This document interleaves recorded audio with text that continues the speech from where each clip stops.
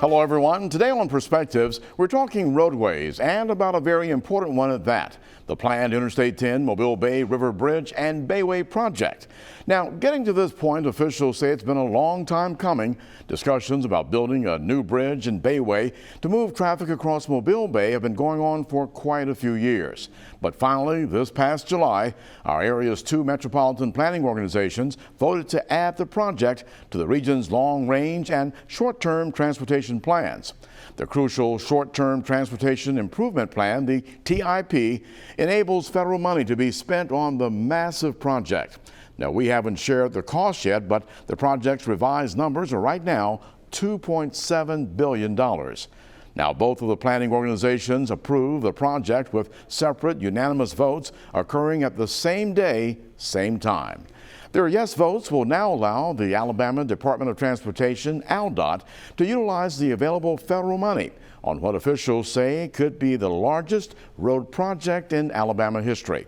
A 215-foot-tall Mobile River Bridge and a new 7.5-mile bayway. One official describes what it took to get to where we are today as monumental. Another calls it a big step. Despite all of this that we're reporting, a lot of us are asking, though, exactly where are we today? Where will all of the money come from to build this bridge bayway project? Will the newly agreed toll charges stay where they are? And when will we see the construction begin? And who's exactly doing what right now? We're here today to bring us up to date on the planned Interstate 10 Mobile River Bridge and Bayway project, Mobile Mayor Sandy Stimson. He's also chairman of the Mobile Metropolitan Planning Organization.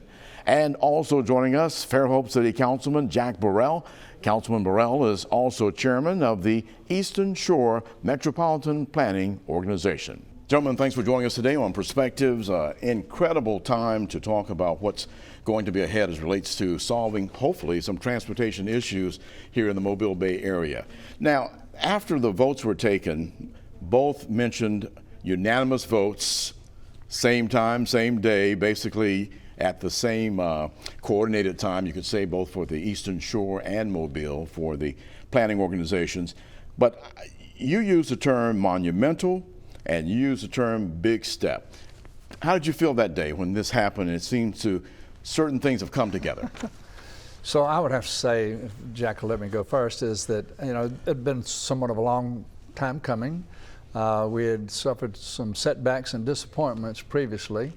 And so I never won a national championship being a football player, but as far as transportation, that was like winning the national championship, because we had to do that to be able to move forward. And because of the divisiveness that had existed previously, for them to come out unanimously on both sides of the bay saying this is something we've got to embrace and move forward, it was just a very gratifying feeling is the best way I know to express it. Monumental. In terms of infrastructure, it was a monumental moment. I don't want to understate that, and it was a long time coming. It was about 25 years, in fact, in coming. This began, about 1997. It's been a long, hard journey. A lot of people have spent almost their entire careers working on this project. So those would be people maybe with ALDOT that have spent a lot of time on it. So yeah, I truly felt it was monumental. I still feel that it was a monumental moment. Who was it more difficult for, the Eastern Shore, since you've got so many different communities involved, or for Mobile and Mobile County pulling everyone together? I think it was probably the Eastern Shore. Yeah. We were the one that removed it from the tip. We were the ones that basically stopped the project. So I would have to say the Eastern Shore, regrettably, but maybe not regrettably. I think that we've got a better plan now. All right. Mayor? Certainly have some safeguards in place now that did not, and I would agree with Jack that there was a bigger hill to climb on the Eastern Shore than it was in Mobile. And sometimes it's hard to predict that that's where you are, but that's where we found ourselves. But I'd have to compliment Jack on being the chairman of the MPO, of engaging with ALDOT and those at ALDOT to make sure that the things that were of concern to the citizens over there, that ALDOT was addressing all those issues. And so once those issues were addressed, then it was green light. Yeah, a lot of folk who have moved out of Mobile to the Eastern Shore and doing the daily commute. We have several folk that I work with who are making that commute every day. So I'm sure a lot of concern, especially when you look at tolls and what this is going to mean to my budget and the ongoing trips that a lot of us make. I know sometimes we'll make a couple of trips a day, and it's just out of fun and enjoyment, not thinking about the commuting aspect. We're going to talk about some of the particulars, but let's look at where we are right now. This couple of months, 3 months from when the vote happened, where are we now? What's going on now? A lot of people ask me that. Well, what exactly is happening at this point?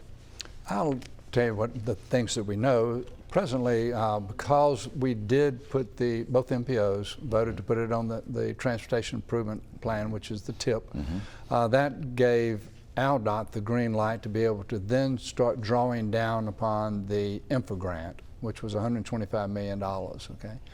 And by being able to do that, then they could, I'm going to say, finesse some of the studies or update some of the studies that they had previously done, having to do with traffic counts, the financing package, and so forth.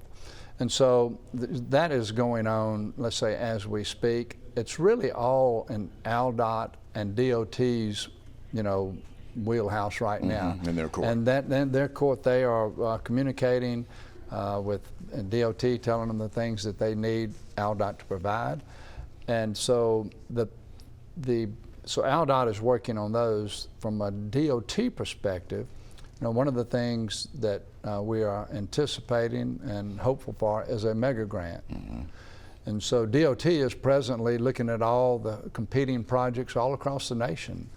And even though it's the largest transportation bill ever passed, when you look at the transportation needs across this country, and we think ours is the most needy, but that's not necessarily the case. So we are hopeful that as ALDOT continues to engage answering the questions that DOT has, that we'll come out of this and have a mega grant.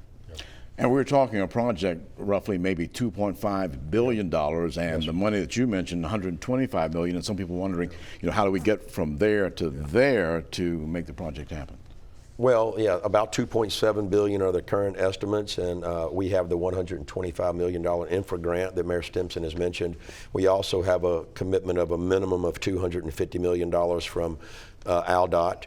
We have applied for the mega grant, but we're also applying for a bridge grant as well, and that that could be somewhere in the $200 or $300 million if we were fortunate enough to receive that. So I think for the MPOs and for people like Mayor Stimson and I, it's a little bit political now. Let's how do we lobby for this money, because everybody in the country is fighting for the same pot of money. So and when the proper time comes, we may travel to Washington and press a little bit more, but right now ALDOT's handling that. And we're going to continue. We're not going to rest if we win these grants. We're going to continue to go after money for years to pay this off earlier. The earlier that we can pay it off, the quicker that we can eliminate the toll. So there's a possibility of, if the funding is available, that once time of the bridge being completed, maybe the toll might not be as high as it is, or is that pretty locked in? I think they're going to probably fix the price of the toll, and then they're probably going to just shorten the term depending on the amounts of monies they receive. Okay. Is that how you understand it? I would agree with that. Okay. Yeah. So I lived in Virginia before I came to Alabama, and we had a toll on the interstate there going from the city to the beach, and then after so many years paid off and no tolls at this time. So when you look at that money, you feel comfortable that you'll be able to get what's needed? So first off, let's look at the money. What we both have experienced as president of the city council and as mayor is that every bid we put out having to do with transportation comes in higher than what we anticipated. So we really don't know what it will come in, what the price of this will be. It could be higher, it could be lower. So we don't know. But how do we feel about the availability of money? Well, we know we have the infra grant locked down. I think that we're locked down with what the state has offered. I would say there's a high degree of certainty. You know how much money will be generated from the tolling. So that differential that we're looking for is the mega grant. And you know, the maximum that our understanding is the maximum mega grant would be $500 million, which would be huge. So we will wait and see what DOT is willing to invest in this bridge. But I'll make this comment, Eric, is that DOT, US DOT and ALDOT have been working on this project for a very long period of time. You have a governor and a state highway director that are committed to this project. And we're not further along than where we are, partly due to politics. And so as the elected officials change, you know, things may not align like they align right now. But if you're at US DOT, they can look at a governor and say, this governor, this is our #1 priority, you know, and if something were to happen, you know, then where is US DOT and trying to get the state help and the local help? So you've got 2 MPO chairmen and the MPO committees, elected officials, we're all in, the governor's in, and so we're hopeful that that US DOT will realize that there are a lot of things are aligned right now, and it's time to make something happen. And in fact, one of your statements was time is of the essence. Absolutely. And you were talking about these things all being in proper alignment right now. We're going to take a quick break, and when we come back, we're going to talk a lot more and talk about some of the tolling issues, and especially a lot of people concerned on the Eastern Shore initially with the previous plan. We thank you both for being here today, talking to us. Mayor Sandy Stimpson, of course, Councilman Jack Burrell. We appreciate both of you. Perspectives continues in just a moment. Welcome back. We're talking to Mayor Sandy Stimpson and Chairman Jack Burrell, talking about the Mobile Bay Bridge project. And I tell you, when you look at this, it could be the largest road project in Alabama history. So we're talking about some things of major importance. And of course, this is a critical part of the interstate system that runs from east to west. And we know it's also the starting point of 65. So the bottleneck here, I'm sure, is talked about around the country, because as we drive through here, we see the tags from all over the country, from the East Coast and the West Coast. And so we know that it is very critical. When you look at the tolling system, I guess give us an idea for people who are still trying to visualize this. We're going to have a brand new Bayway Bridge. In the meantime, our Wallace Tunnel, Bankhead Tunnel, and the Causeway and the Africatown Cochran Bridge will all remain toll-free and available for access. So you use those to get onto the New Bay Bridge at a certain point, or how does that work? Well, to collect the toll, there will be gantries about midway of the Bayway, kind of at the we'll call it the mid-bay exit, but there will be gantries that have cameras that take pictures of your license plate or of your tolling plate, i.e. sticker. They're so-called, we call it the Algo Pass, and then that will bill you. And the reason it's cheaper if you have the Algo Pass, or the $2.50, is because you've already signed up in advance. And if they have to take a picture of your tag and track you down and send you the bill, it costs a lot more to collect that. Right. So that's one reason why the toll is higher.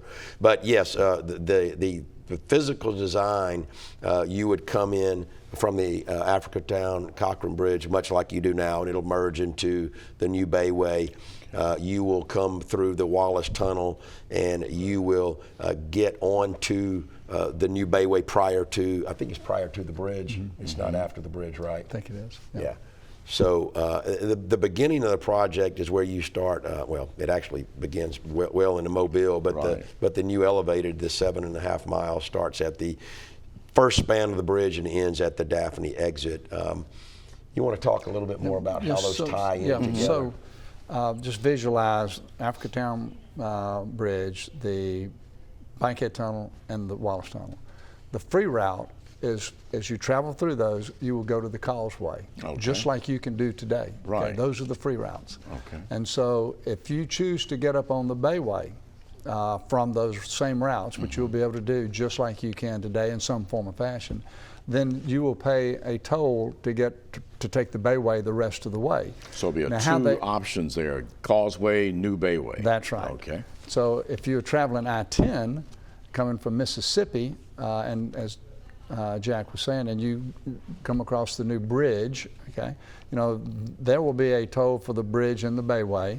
But those cars that travel just the Bayway, there's probably going to be an incremental cost for them, and I don't know, you know, how they break that out. Right. But those are the free routes. You will take the Causeway as the free route. Yeah. And this was something you all worked on to appease some of the concerns, especially some of the folks there on the Eastern Shore looking at the initial cost. And you felt that this was something that was more reasonable in some of your comments.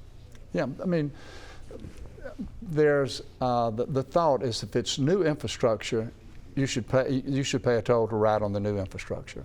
And we never really early on defined what would happen if you went through the Wallace Tunnel, and that was a huge bone of contention about, you know, we already can go through it free now. Why should we pay to go through the Wallace Tunnel? And so, anyway, those challenges were worked through. Right. Yeah, I don't think we can forget that that was one of the key components of the new framework that was adopted and agreed to by the state of Alabama, was that we preserve a free route. So the locals can take the Causeway for free. And so we get caught up sometimes in talking about the new Bayway.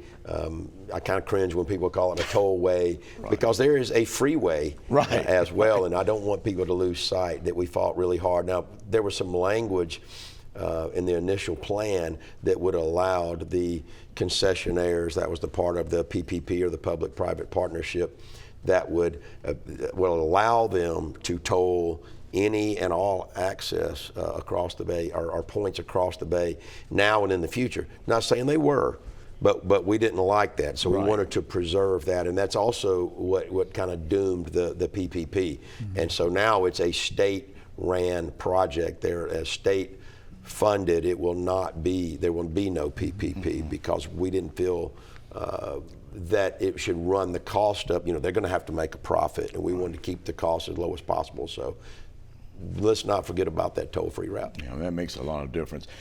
Has recent events in Florida given you a feeling of the importance of this project happening when you think about one of the reasons you wanted to build the bridge and the Bayway higher due to climatic changes, hurricanes, things that has it really sort of hit you where you say this is something we really need to do? Well, a lot of people will argue that the Bayway's been there for 50, 60 years and it's never been destroyed by a hurricane, but we have to look no further to the west than Slidell, New Orleans, the Pontchartrain Bridge has been destroyed, and then look no further than just east of Pensacola and seeing the bridge wiped out there, to know that, you know, while we have not lost the Bayway, you know, we've been fortunate not to lose it. And so the new Bayway will be raised an additional 12 feet above the existing. And the Bayway is, you know, it's reaching its end of life. So that's another thing that we have to keep in mind. We get the question all the time is, what are you going to do with the existing Bayway? Can't you just keep that?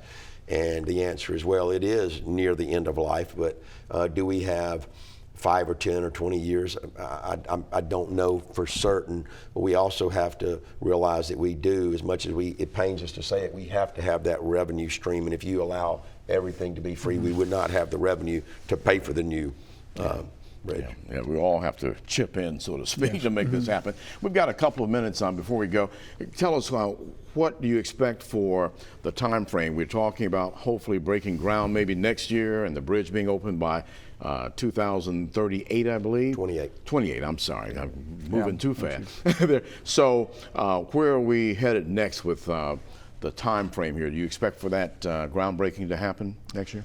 Well, we certainly are hopeful and anticipating, and I think a lot of it has to do with the infra grant. You know, once that number is known, then I really think everything is put in high gear at that point, and you will have a better, 6 months after you receive the infra grant, I think you'll have a very clear picture of when the groundbreaking will be and who the contractors will be and so forth. Yeah. And you both feel comfortable where we are. I sure have been saying it a lot. We're going to break ground in 23 and finish in 28. I hope they don't make a liar out of it. Right. Well, a lot of work to be done. I mean, it's a major project that you're doing.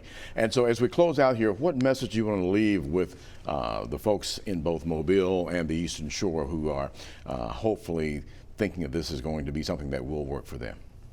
So I would say that if you look at the economic development that's occurring from a tourist standpoint in Baldwin County, and you look at the new aluminum mill that'll be going in North Baldwin County, what's happening with our airport, the port, how it continues to grow, this piece of infrastructure is so critical to really, for all of that to really work. I mean, not that it won't work without it, but it really will stifle the growth of all of that if we don't get this part of it. And so my hope is that the citizens realize that, and there's always a few naysayers on the side, but there are a lot more people today realize that it's critical that we get this. All right, Chairman Burrell, you take a couple of seconds. Eric, over 80% of the people polled in the South Alabama said that we need a solution, now.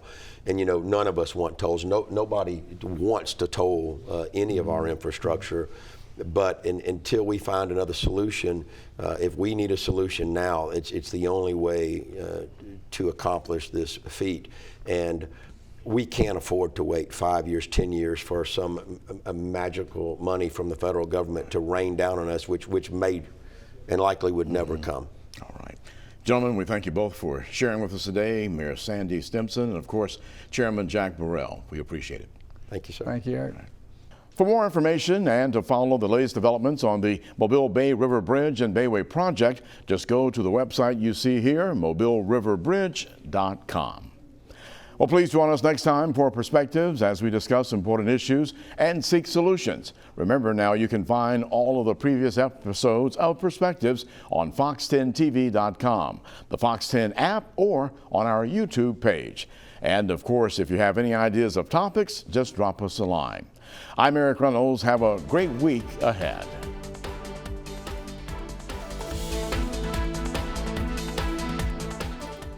Thanks for watching Fox 10 News. Watch us live wherever you are on our mobile, our streaming news app, and you can also watch us on Roku, Apple TV, and Fire TV.